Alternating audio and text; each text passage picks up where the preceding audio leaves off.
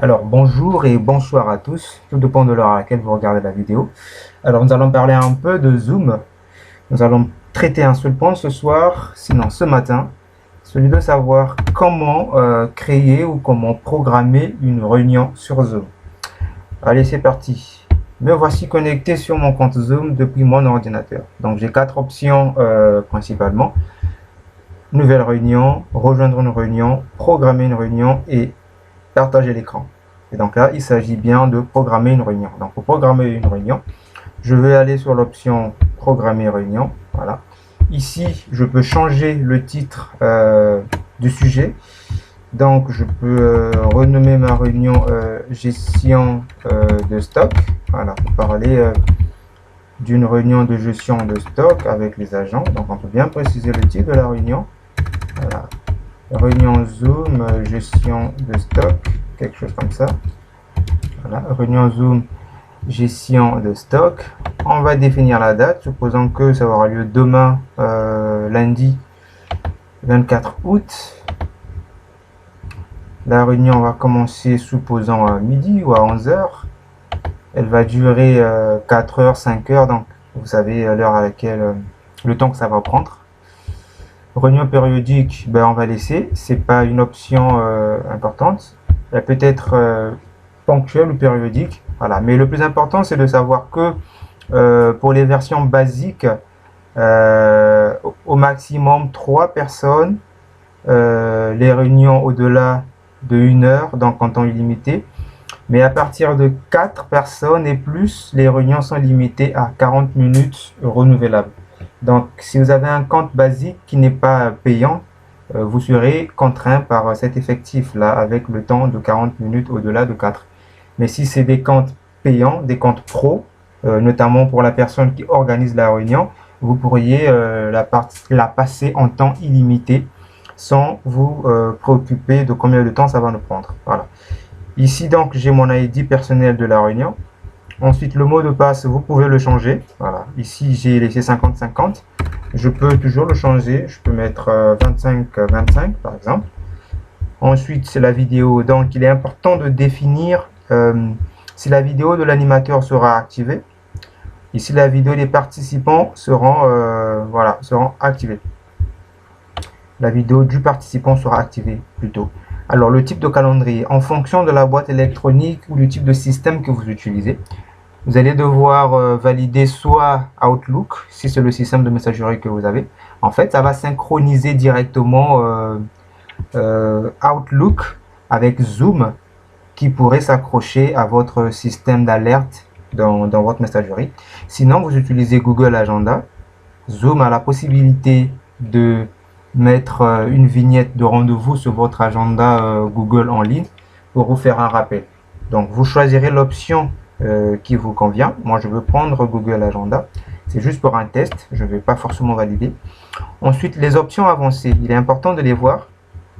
Les options avancées, nous avons l'option numéro 1, activer la salle d'attente. Alors, cette option est importante parce que ça permet à toute personne qui arrive avant l'animateur de la réunion d'être au moins reçu par le système et d'être dans la salle d'attente jusqu'à ce que l'heure de la réunion soit arrivée. Parce que si vous n'activez pas ce système, plutôt si vous n'activez pas cette option, le système fera comprendre à celui qui est arrivé en premier que vous ne pouvez pas accéder à la réunion pour le moment sans lui donner la possibilité de patienter l'heure dans une salle d'attente. Donc cette option, à vous de voir, mais l'explication que je viens de vous donner vous permettra de savoir ou de comprendre si vous devez l'activer ou pas. Ensuite, ouvrir l'accès à la réunion avant l'arrivée de l'animateur. Donc il y a des personnes qui désactivent pour que ce soit l'animateur qui valide votre accès.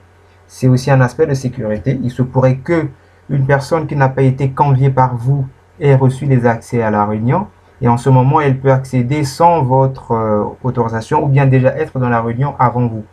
Donc décochez cette option dans la mesure du possible, sinon vous laissez cocher. Ensuite, coupez le son des participants à leur entrée. Il est important d'activer cette option pour que ça coupe le son. Parce que certaines personnes, lorsqu'ils accèdent à une réunion, ne prennent pas le temps de dégager leur environnement de tout bruit qui pourrait gêner les interlocuteurs au bout de fil. Ça fera que si un des participants est dans un environnement bruyant, son entrée dans la réunion avec un micro allumé va perturber et va emmener une vague de bruit qui pourrait être désagréable. Et donc, si par défaut, vous avez défini le système pour qu'il coupe le son ou le micro des participants, ça fera que toute personne entrant, peu importe le bruit de son environnement, ne va pas gêner le cours de la réunion. Voilà. Et vous avez la dernière option, enregistrer automatiquement la réunion sur l'ordinateur local. Donc, vous pouvez enregistrer votre réunion en local.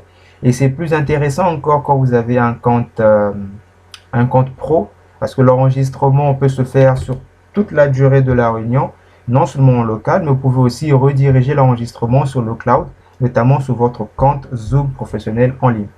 Donc, voici quelques exemples, plutôt quelques explications que je tenais à donner sur ces options avancées. Et donc, si cela est compris et si cela est très bien fait, vous n'avez qu'à cliquer sur programmer. Voilà, le système va lancer la planification. Et donc, ici, sur les onglets qu'il y a en en-tête là, vous allez dans réunion. Voilà, le troisième onglet réunion. Voilà, vous allez avoir ici votre réunion qui a été programmée. Donc, le titre qu'on a mis, hein, réunion Zoom, gestion de stock, l'heure définie et l'ID de la réunion. Donc, ce que vous avez à faire, c'est de copier l'invitation en cliquant sur le bouton copier ici. Et vous pouvez partager à qui vous voulez inviter. Donc, si mes invités sont sur mon WhatsApp et que j'ai mon WhatsApp sur mon ordinateur, eh bien, je vais sur la personne concernée. Par exemple, c'est un collègue à moi.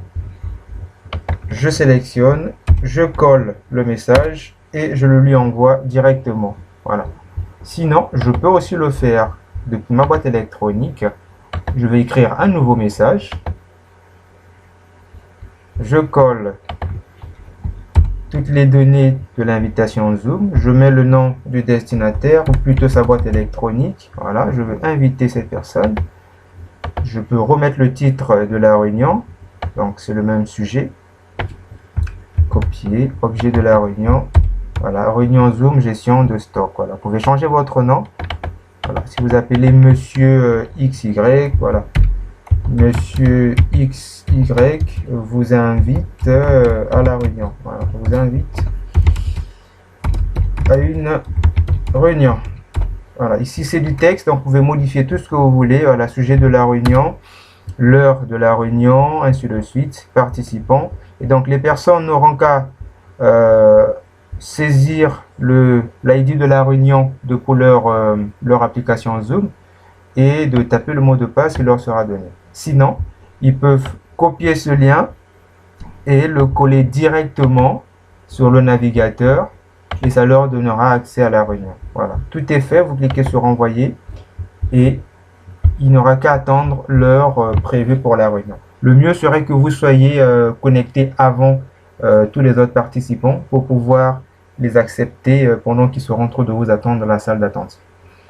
Voilà, c'était tout pour cette présentation. Merci à vous de l'avoir suivi et à très bientôt.